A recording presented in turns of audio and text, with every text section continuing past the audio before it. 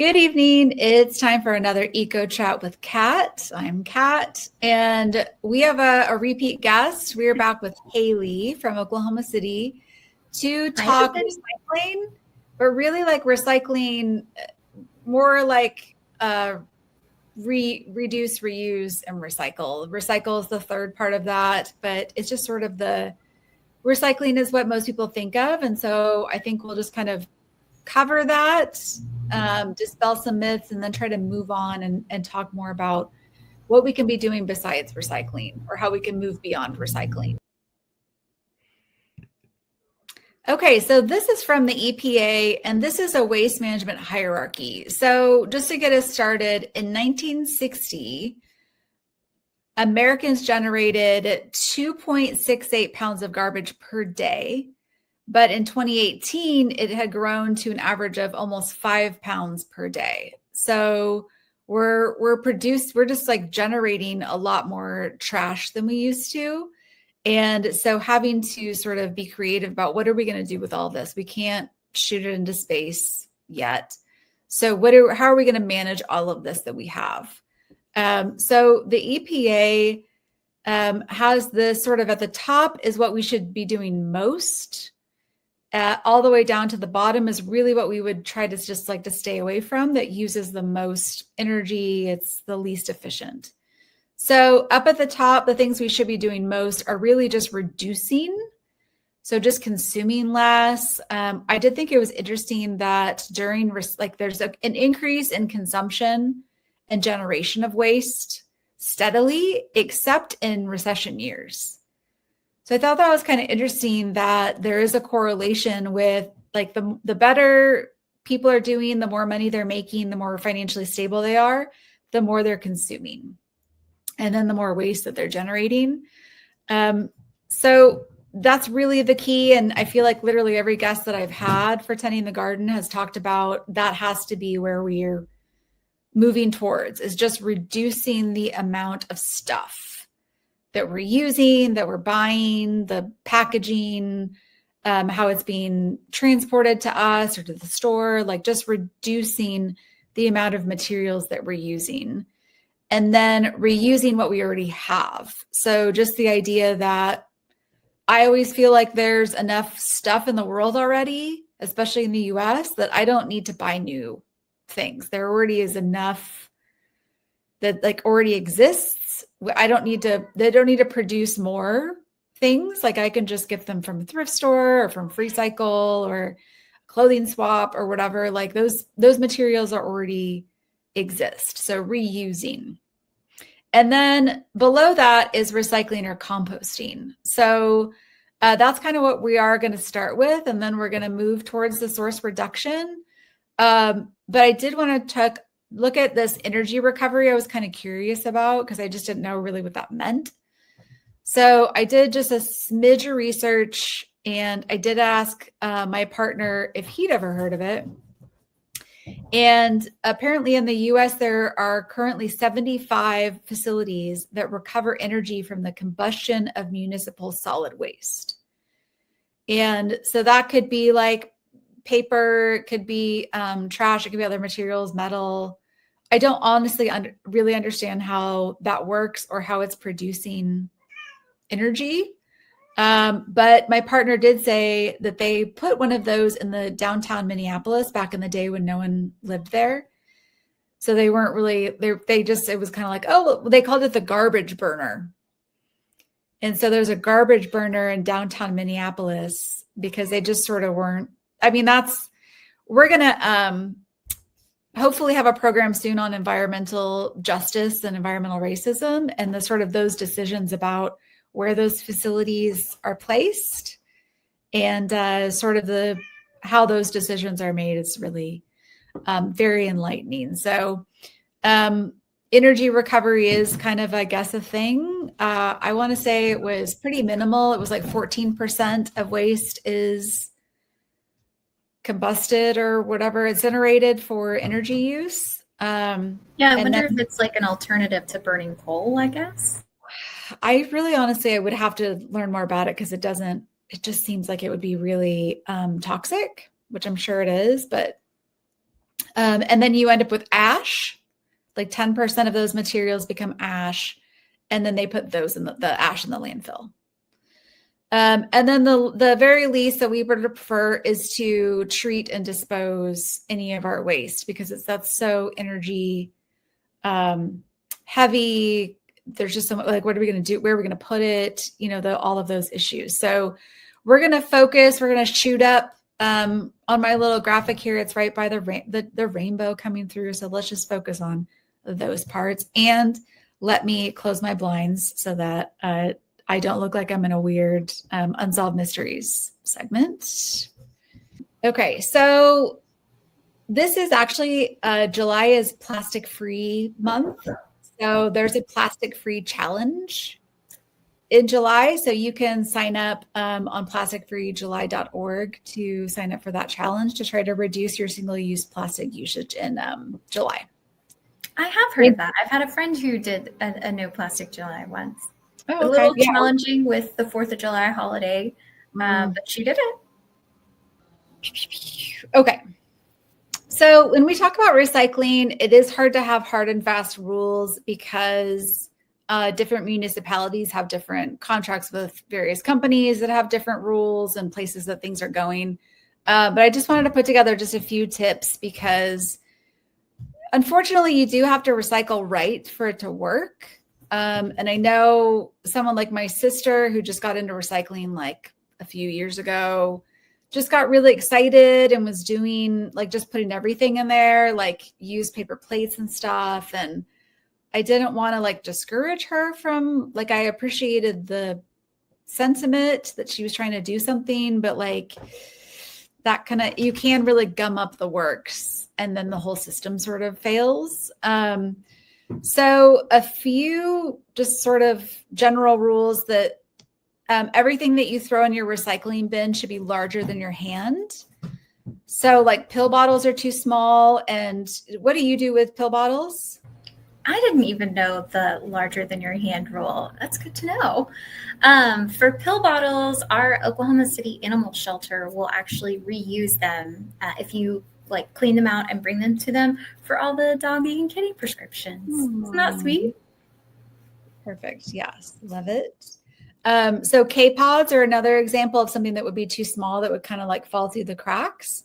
But I guess both Nespresso and Keurig have something where you can like, they'll send you a bag and then you collect all your cups and then you put them in the bag and return them to them. Of course, that's not ideal because you're still having to like ship things. And, but I know some people love and like offices and stuff like that use K-cups or whatever. And then I have a little graphic here that's just about, we kind of talk about what can be recycled or what should be recycled and what is maybe not as good. And so this kind of breaks down, it was very hard to find information, by the way. Any kind of recent, it seemed like a lot of this stuff was 2019 was like the most recent that a lot of articles or information has been released. This is on the EPA, this is the latest data that they had was from 2018. So I don't know, maybe we're just focused on other things. I don't know. Anyway, so this is 2018, a little breakdown of what is actually recycled. So the largest here is paper and paper products. That's surprising. And then metals. If you'll notice, plastics is like a pretty small little piece of the pie. So we'll talk a little bit about that. So when you're looking at sort of like what are the top things to recycle, the number one is aluminum cans. And I remember my partner told me that years ago that every aluminum can should be recycled. They're 100% recyclable. It can be back as a new can holding a new drink in only 60 days after being recycled. And it can be recycled over and over again. And when they're recycled into new cans, it takes 95% less energy than making new ones. So that's pretty significant. And actually, since he told me that, I feel like I've been seeing aluminum cans everywhere, like on the side of the street. I've just become a little bit of fanatic about taking the time to recycle those because that's really worth our time. Yeah, those are some impressive stats. Yes. And then paper is another one, like we just saw, is that's pretty easy to recycle, especially when you have like newspaper or like newsprint, scrap paper, like junk mail, that kind of stuff, but also just mixed paper. So magazines, cereal boxes, I mean, the amount of paper that we can recycle is pretty significant. I also would say that paper is most often recycled in the sense that it's likely that you've bought materials that were made using recycled paper. And that is something that I'll probably reiterate, is that you're not really recycling unless you're buying recycled products. Like you have to, there's the cycle thingamabob with the arrows, and like you have to just keep going. Like I realized that a while back that I'm recycling all this paper, but then when I would go get like copy paper for a copier or whatever, I wasn't buying recycled paper. It's a little bit more expensive, but you got to close that loop and encourage companies to use recycled materials, which we'll get to in a second too. Stuff that's not going to be good for paper: stickers, napkins, tissues, waxed paper. So that kind of includes, I just learned this recently, any of your like chipboard or stuff that's for your frozen food. So like from like a frozen meal or ice cream or something like that is going to have that like protective wax on it to keep it so it's, your food is good in the freezer. So that unfortunately can't be recycled. I've been, as you know, I love myself some Ben and Jerry's when it's so stinking hot outside. And I have been, I don't know why I thought they were recyclable. I probably imagined that they had the label on the bottom, but I've been throwing those in the recycle bin for a long time before I finally realized, wait a second, this can't be right. So I was on my part.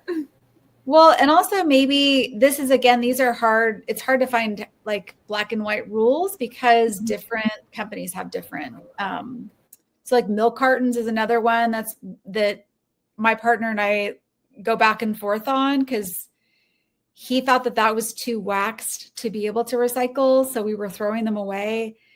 And then like he suddenly decided that we could recycle them based on the materials we get from our recycling company. And so we started taking them out of the trash. And so we've just gone back and forth where we kind of can't figure it out. Carbon paper, laminated paper, fast food wraps, food bags, drink boxes, neon paper. Oh, I didn't know that one. Thermal fax paper, or any wet or food stained paper. So like pizza boxes are always a little like, I thought that those were definitely no, because they usually have so much grease on them. But I did read that if the top is clean and doesn't have oil on it, you could tear it off and recycle that. So paper fiber can be recycled about 7 times before it gets too small. And then I saw that when you have like envelopes and they have the little plastic window, that those are okay. But then I read somewhere else that like, you have like a pasta box that's like chipboard or whatever, and it has the little plastic window, that you need to remove that one. So again, I variation in thickness, because I've heard that the little windows in the envelopes are okay too. I've read that before. But yeah, if it's like a thicker plastic over, like a battery box or a pasta box, I'll usually fish around in there and try to rip it off, just for peace of mind, if nothing else. Yeah, that makes sense. So with wrapping paper is another one or with greeting cards, like if it's metallic or has like a little foil or glitter, that shouldn't go in your recycling. So that's like, again, when you're making, we have a lot of power as consumers when you are buying packaging or greeting cards or wrapping paper. I always get ones, even when there's some, I like to buy a bunch at one time for my nieces and nephews' birthdays. And there were some really fun ones, but they had glitter.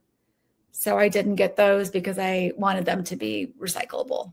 So just like using, your power at the of the dollar to reduce some of this too. Plastics, as we know, I feel like every day there's some new horrifying article about plastics. It seems like number 1 and 2 are better. Here in Norman only takes 1 and 2. They got rid of the other ones a couple years ago. There's just a lot of, some of it's recycled, not all of it is recycled. Well, and it's not infinitely recyclable like the aluminum cans are, right? It sort of starts to degrade and break down. Yes, and it takes like a lot of energy, right, to recycle it. A lot of water, I think.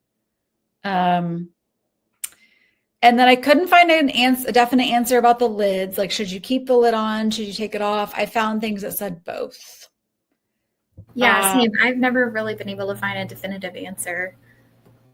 It just seems like definitely you shouldn't just like put the lid by itself in. Like either you should just like throw it out or like attach it, keep it attached to the bottle. Like just don't put I think it's the too small rule.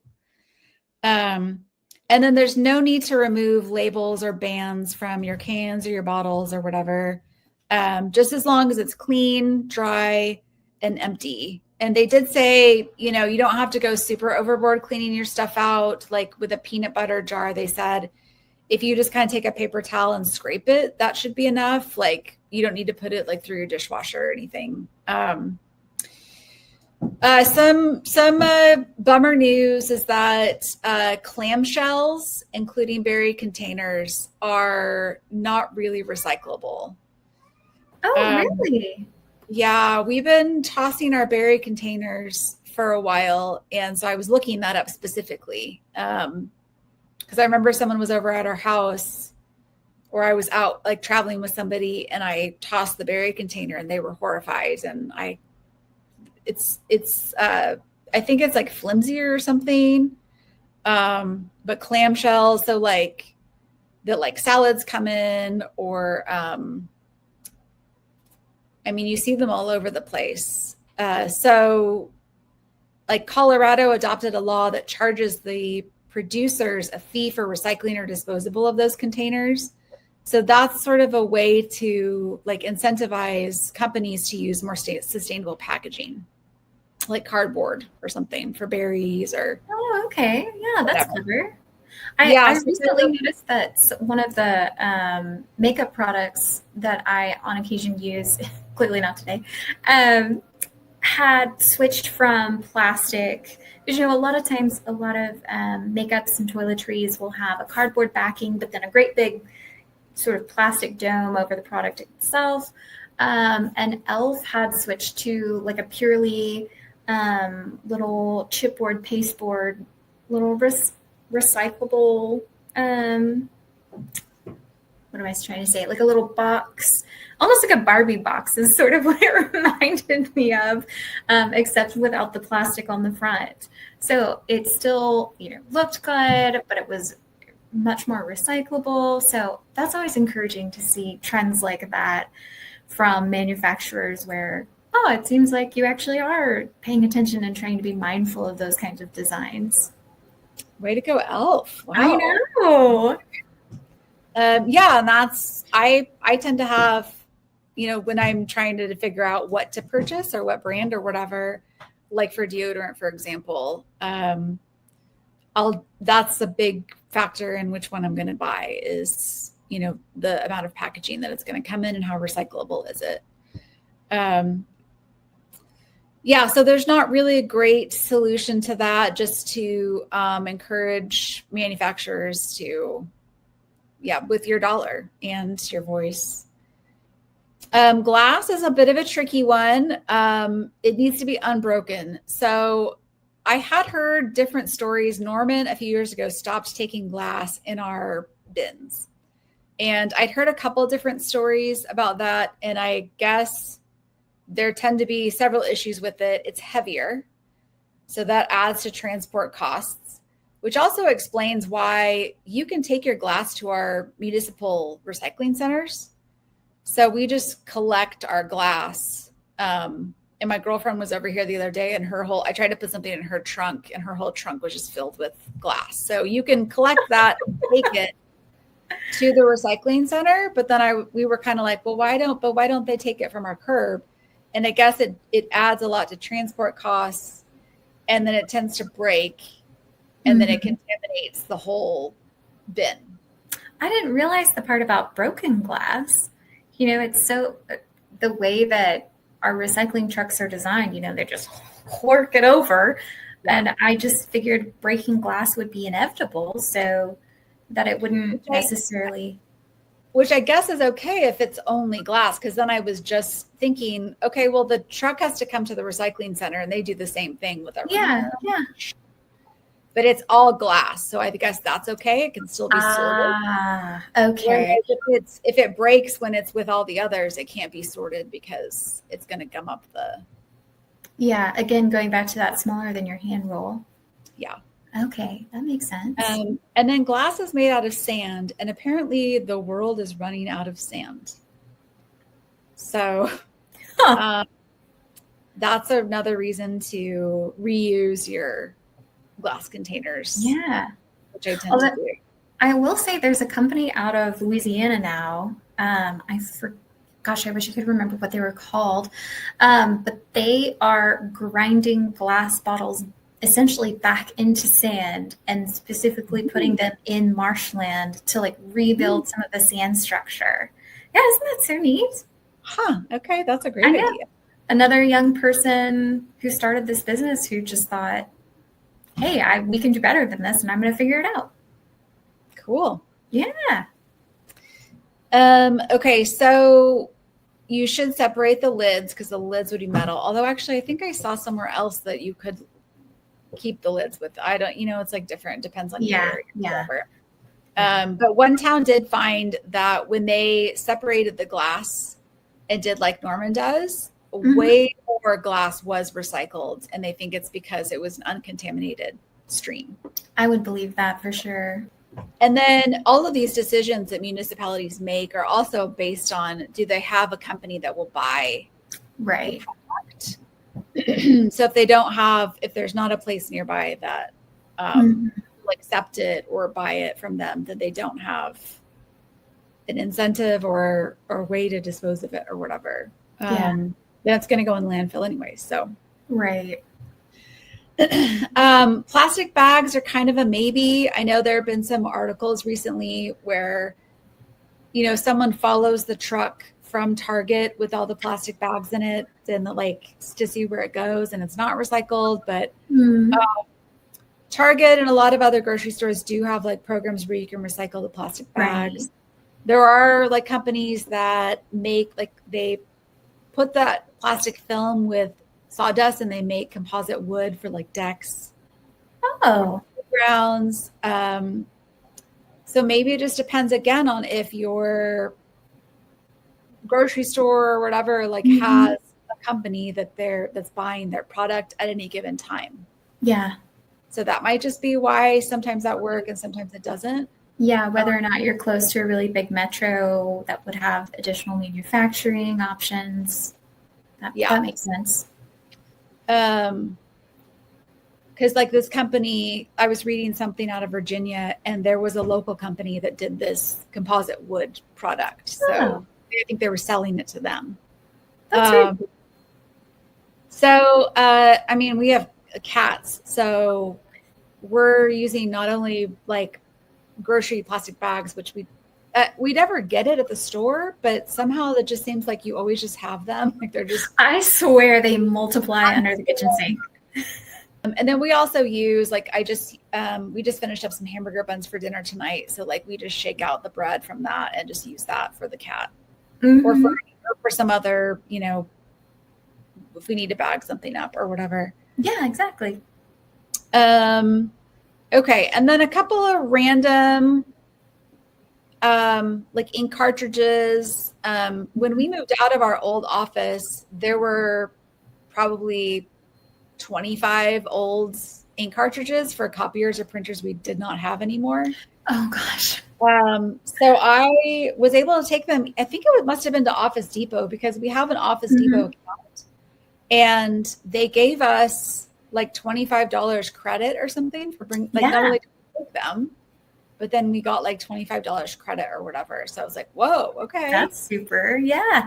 Don't they take like markers and I think so I have been to Staples before, and they sometimes on their website, I should say, it says that they take things like dead pens and markers, which are really hard to find recycling resources for. But the one time I brought like a big old plastic bag full of them, because of course I had been hoarding them as I had gone through them, or as I had helped my mama clean out her house and whatnot. The workers seemed very confused about why I was bringing them a bag of pens. But hopefully they got it figured out. She did accept them and like took them back into the break room. So hopefully a manager called or something. That's the closest I've ever come to finding like a pen or marker recycling. Although Crayola has the crayon initiative, and you can send them like broken bits of crayon, and they will recycle those into crayons for like children's hospitals and whatnot. Okay. Fun. The other thing that I see all the time walking around is don't bag your recyclables. Yeah. Because that'll gum up. The workers don't have time to like unbag them. And so it just gums up the machines. And then there's something called wish cycling. Yes. Where you just sort of hope that it can be recycled. So you put it in the bin. But the phrase is always, when in doubt, throw it out. So that's just a couple of general tips about recycling the right way, but really we need to be moving more towards just reducing what we're consuming and then reusing what's already available. Yeah. So what are some of your upcycling ideas? Oh, kind of jumping off of your e-waste guy. I had seen and heard rumors of a Whole Foods program that would recycle corks, like wine corks. And I couldn't find a box in the store, so I gave them a call a little bit later. And it turns out only certain stores have that option available. But the wine connoisseur that I was talking to, who runs their wine department, said, well, actually, I make art out of corks. Like, I personally would use them to make like trivets and serving boards and stuff. So if you bring them to the customer service desk, like, I'll absolutely use them. So sometimes you can, find unexpected ways to reuse, even when you're looking to recycle. It turns out to be even better. I use corks for like bee life rafts. So like in a little like bird bath or a little water thing for your garden. Yeah. If you just have like a big bird bath or even a dish or whatever, or we put out during the summer when it's really hot, we set out water for like wildlife. Yeah. Huh? We freeze the water and then put it out, and then we like. Oh, that's clever. We put on a new one that's frozen, and we just yeah. But if a bee or a butterfly or somebody like another bug is trying to get a drink of water, they're just going to like drown. Right. So, if they have the cork, it kind of floats on the water, and then they can sort of perch on it. And that's so cute. Kind of jumping off that too, something that I'm working on. I bought a really lovely little ceramic tray for my mom from a little antique store a while back. And I'm not sure how, I'm not sure when, but it shattered into about a bazillion pieces, somewhere between point A and point B. And instead of throwing it out, I decided, okay, well, what can I make with this? And so it is going to be a gift for her, but in a different form. I saw a really fun tutorial online about how to make garden gazing balls using old bowling balls from the thrift store. And you can just essentially just super glue pieces of mosaic tile and end up with a really beautiful piece of yard art. So I think I'm going to try that for a Christmas gift for mom. And that way. I collected for years. Like anytime we broke a plate or a like that, I had a box full of stuff intending to like get really into mosaic. Yes. Work or whatever. And that never happened for me, but I did put it on FreeCycle and someone was very excited to have it. Exactly. It's amazing how FreeCycle or a Buy Nothing group, like people are just so creative. I love seeing how people reuse things. You mentioned how greeting cards a lot of times aren't recyclable because of glitter or foil or what have you. I saved a whole bunch of the fronts of greeting cards. I would just like rip them in half, recycle the half that didn't have any glitter or foil on it, and save up all these little fronts of greeting cards that had pretty designs on them and whatnot. And someone in Buy Nothing immediately snatched them up, and she said, "Oh, I love to make bookmarks out of these. I scrapbook with pieces of these kinds of cards." And so I really encourage everyone, like, just because you feel like, oh, you don't have your creative juices flowing that day, someone out there will have a great idea, and all you have to do is offer it up. And oh my gosh, just like your person with like, oh, here's a bunch of broken plates, like here's a bunch of torn up, greeting cards. She was thrilled. She was so excited. I've also had an elementary school teacher take a big stack of greeting card fronts that I had because her class was using them to sort of remake cards. They would paste a new back on it, and they were selling them in a little gift shop that they had made in the elementary school as a way to learn about, business and entrepreneurship, and had like a fun little reusable component in it too. I've also gave that same class.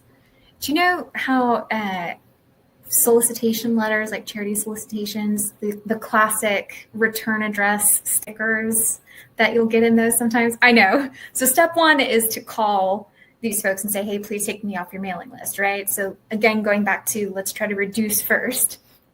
But when I do get them, or when I helped my mama clean out her office and she had literal grocery bags full, I got really stubborn and I just decided I'm not throwing these out. I'm going to figure out something to do with them.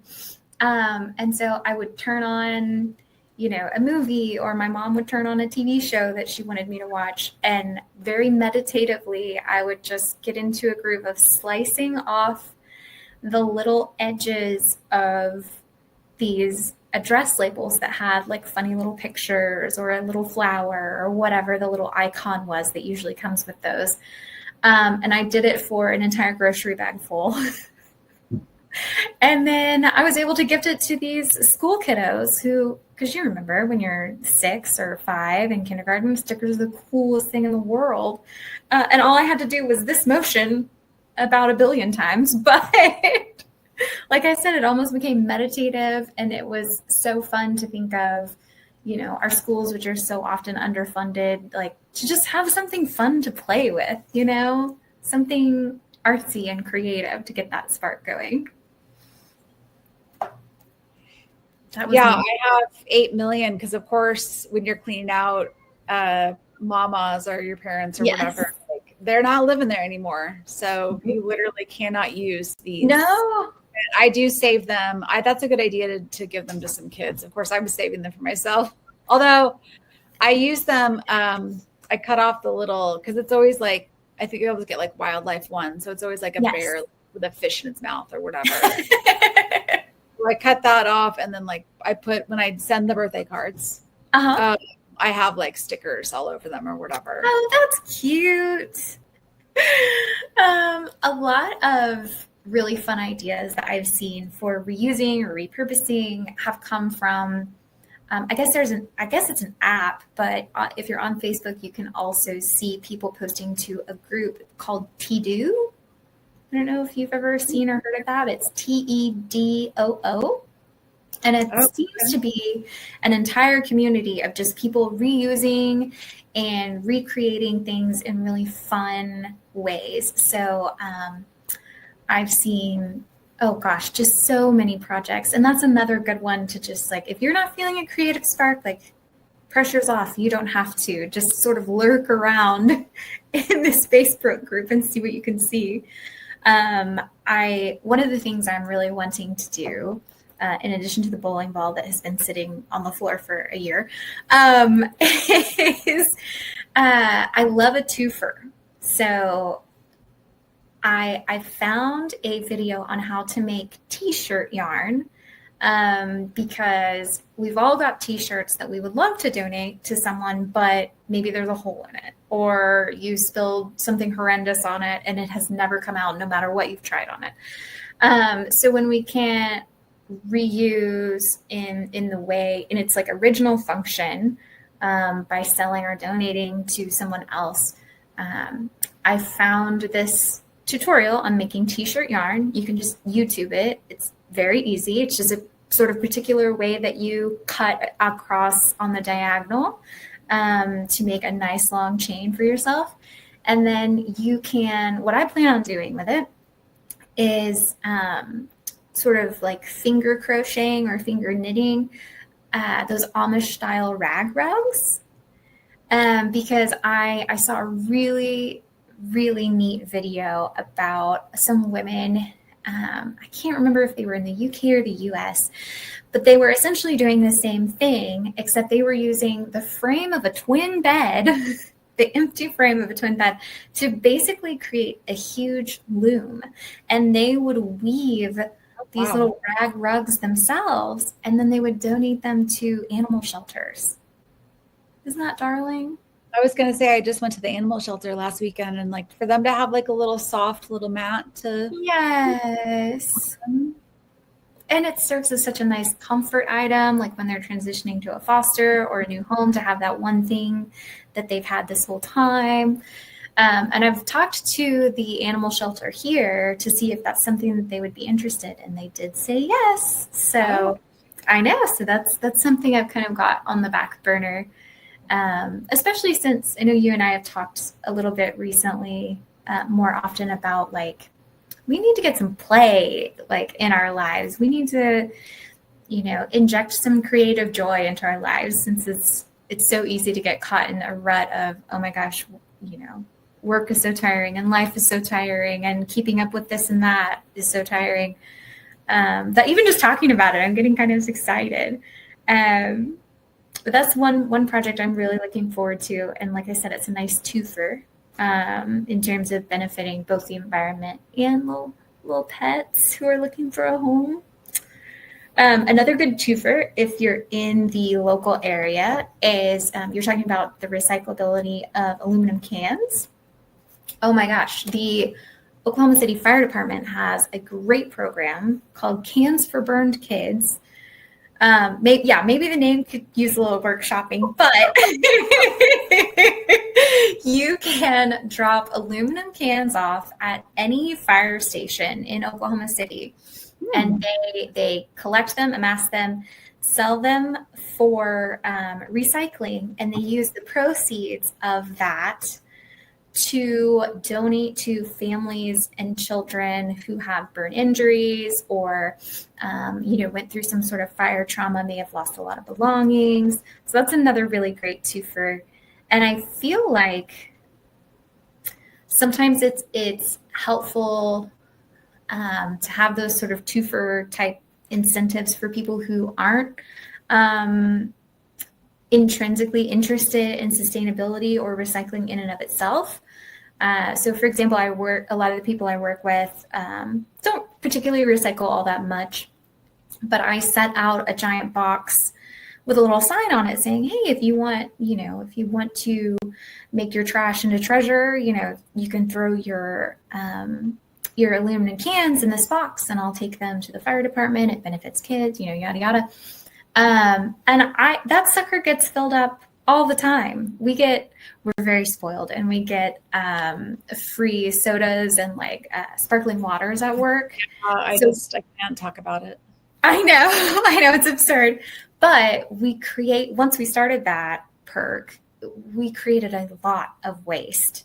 And that was right around the same time that I heard about this fire department program. And I thought, oh my gosh, this is perfect. Like, I'm seeing that we're creating a lot of waste, but now here's this easy peasy outlet where I have a fire station just a couple of blocks away from the house. So I just bag it all up and then throw it in the alley behind the fire station, knowing that it's going to go help someone else. And I feel like my coworkers who, aren't as excited to be green and sustainable, like I was saying, that's enough of a motivation for them to be a little more mindful just about even just this one thing about, oh yeah, no, I want to put the can in there instead of just tossing it in the trash can. I'm trying to think of a couple other fun reuse items. We've talked about the prescription bottles for the animal shelter. One of my, I'll tell you about my crazy COVID project, which you've already heard before. I have allergies like most people in this state. It's terrible. And instead of purchasing paper tissues that I'm going to just throw away immediately, I decided to make some flannel little handkerchiefs, basically. And all I did was cut up an old flannel nightgown. It was the easiest thing. I still use them today. Most of our washing machines have some kind of sanitized cycle, so it's too easy to cut a pair of pajama pants or an old flannel nightgown that you can get from the thrift store. I swear they are softer on my nose, and I don't have like a poor little rubbed red nose quite so often. And I have a set that I took to work that I use instead of, even for Kleenex that I wouldn't have to buy myself. I'm still trying to be mindful of what am I putting in any trash can, and is there a way to sort of get around that? So I have a set for work and I have a set for home. The set for home is a little fancier. That's the ones I tried to sew into squares, and it turns out I'm not very good at that, but they do the job. Yeah, that's a good one. With the t-shirts, I tend to, or just old clothes that can't be donated or whatever, usually become rags. Oh, classic. Yep. Socks make great rags. Old socks make great rags. And I just feel like I feel like we have a lot of rags, but rags are the kind of thing where like you're usually using them to clean something disgusting. Like, right. Occasionally you'll have some kind of a situation where like you're not going to wash that rag. Like you're just going to. Yeah, it's dead to you. Yeah. And so then like it just seems like the ratio is always worked out well. We're like, I a t-shirt gets old or whatever, and I make a new rag out of it or whatever. But then like some stuff happens or whatever. We're like, we had elderly pets. So a lot of stuff got tossed. And so it's all sort of like equaled out or whatever. Yeah. And then I'll throw this one out there. At Eco Chats, we really like to, whatever works for you. We are not queens of sustainability. Actually, I think you might be a queen. Well, I mean, I have already confessed to the ice cream container debacle. So still learning. But it's all sort of like, is this going to work for you in your life? Is this something you're wanting to do? Is it that big of a deal for you? And I'll say this is a good example because I have a girlfriend who takes old t-shirts and cuts them into like your little hanky idea, except she uses them as toilet paper instead of toilet paper for number ones. And then she sort of has like this bin next to her toilet. So like she'll use it for number ones and then put those in there and then wash them. Okay. That's not something I am willing to do. Yeah, I'm not ready for that step either, but I love that she's there. You go, girl. I just want to throw that out there as a suggestion for those who feel like that's something they could handle in their lives. I just am willing to admit that I'm not there yet. Maybe at some point I will, or we won't have a choice. Yeah. And we'll be glad to have that idea. I don't know. Which it seems sort of silly because, you know, lots of parents are using cloth diapering systems now that there are full-blown laundering services that will help you clean them. And, you know, I use reusable cloth period products, which is really not that different. But for whatever reason, that's a real mental hurdle for me. I just haven't quite gotten there yet. But I'm just like you said, I'm not judging myself for it. I'm just accepting that this is where I am right now. And we all, whatever we can do is great. Mm-hmm. Exactly. One other idea that someone else gave to me that I do want to mention is because it has to do with, again, some of these materials that aren't actually recyclable. We sure wish they were. You had mentioned wrapping paper, especially those that have glitter and or foil on them. Someone far cleverer than I do a lot of shopping on Poshmark. Whenever I'm looking for a special outfit or, you know, I need something in a different size. I ordered something once. I can't even remember what it was, but it came to me with, instead of, you know, packing peanuts and bubble wrap, it came with crunched up old used Christmas wrap. I'd ordered whatever this was in January, maybe. And instead of throwing out the ripped up wrapping paper after gifts were open, this person had saved it and used it as stuffing for mailing. And I thought that was so clever. And so for the last 2 years, I have done the exact same thing. And I've hoarded all of my family's wrapping paper as we unwrap. I save the ribbons now because you can use them for, again, we have cats. So I made a little cat toy for Opal. And that's another great reusable thing. You can make cat and dog toys out of certain materials that you can't necessarily recycle normally, and donate them to your local shelter. I've done that a couple times, and guess what? Dogs and cats can't tell that your sewing is hideous or that that's supposed to be a small mouse and it really looks more like a ham sandwich. You know, I feel like my cat Eve would have been pretty judgmental, but you're right. Eve probably would have. But, you know, a shelter cat or a shelter dog, they're a little more easygoing about that. And something else that I have done and have actually gotten a specific compliment on when I've sold something from Poshmark is, you know, taking a cue from this person who used wrapping paper. Now I look at all sorts of paper as potential packing products, like an old paper calendar I ripped up. My mom and I love to do crossword puzzles. And so when she gets the paper books, because that's what she prefers to use, I'll take them when she's all done with them and I'll use that for packing. I'll use, like we were talking about, are plastic bags recycled or are they not? Sometimes I will use the plastic bags that are more for product wrap. I'll crunch those up and use that as packing material.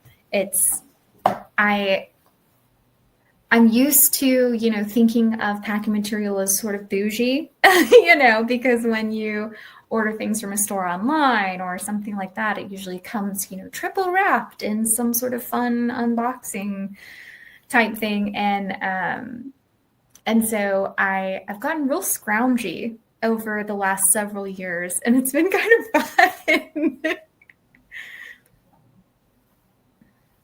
Yeah, I'm just also remembering, because I'm thinking of someone like my sister, who, like, for example, she's somebody at Christmas morning, everything goes in the big trash can when everyone's wrapping their gifts, like beautiful ribbons, like all this incredible stuff, the bags, all those go in the. I'm like, but I could. Exactly. She is not somebody who I'm thinking. So she loves puzzles, and she wants she constantly needs a new source of puzzles. She doesn't want to redo puzzles. Okay. But she, in my mind, like you said, that is it at a bookstore? I know the public library has a puzzle swap, and then did you know there was like a bookstore that did it too? Yes. So there is a little shop in Midtown called Black Scintilla. Don't mind Opal. She's sharpening her claws, right? Believe me. Black Scintilla in Midtown has a puzzle swap, I believe, every single Saturday. It's they're a cute little boutique, not necessarily anything particularly like sustainable or green oriented. It's just something that the owner really, really loves is jigsaw puzzles. And so she thought this would just be a fun way to engage the community, meet other puzzle makers, and exactly what you said, like do what's available to you energy wise and enthusiasm wise right now. Yeah, or like I always get puzzles from Free Cycle or the thrift store, Oh gosh, yeah. or from friends or whatever. So my sister is not going to want to do any of that. She's not going to go trade with people. She's not going to want to get some. She would never go to a thrift store. So what she just told me that there's some kind of thing that's called completing the puzzle. Yes, where you can sort of rent them and swap them. Service that someone got her. And so it's almost like the old like Netflix when you would get the DVDs or whatever. Like so they just send you you get to pick out the new puzzle. She gets to pick out the puzzle and they send her a new one. But she doesn't complete it before they'll send her the new one. Or she has to complete it and send it back, and they have to get it before they send the new one. So then there is a 2-day break in time where she can't go without puzzles. She just retired, so this is what she's been doing. Oh, no wonder. But it is a way to, like, she's not having to just go and buy new puzzles, because that's what I guess she got 4 new ones for Mother's Day, and she had already blown through those. So, wow. So the subscription like is a way. Yeah. Even if you don't I mean, it's, I guess, technically used, but I guess they probably have all their pieces. I would assume so. Anyways, there are ways, like if you're not somebody who's going to like step into a public library or a thrift store or out of ribbons or whatever. But just thinking about ways that you don't have to buy new things. Absolutely. It's like gateway reusability. Yeah. Poshmark and ThredUp are also great options for someone who loves the online shopping experience, but is maybe looking for a way to be a little bit more green. And there's always pieces that are brand new with tags on there too that you can save from going to some landfill or giving it a new life so that it doesn't, languish in the back of someone's closet. Don't you get puzzles on Poshmark too? I get a ton of my puzzles either from Poshmark or the thrift stores.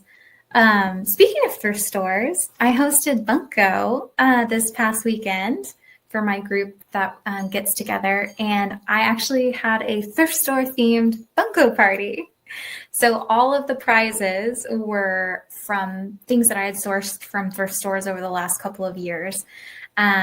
Because I'm a huge nerd and I look for prizes constantly, many years in advance.